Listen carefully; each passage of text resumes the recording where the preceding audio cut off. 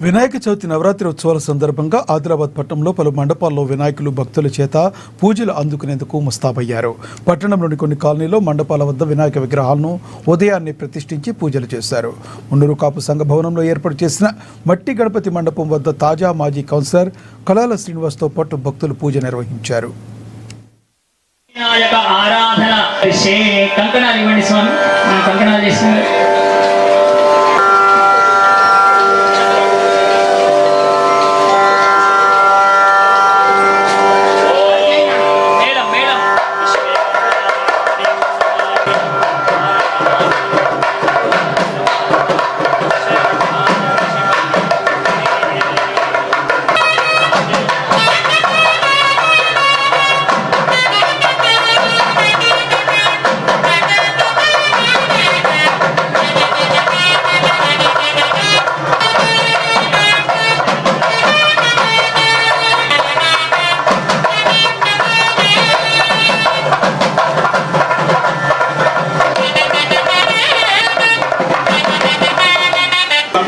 నేను చెప్పిన చోటల్లా అక్షతలు వేయండి. సూర్య పూజ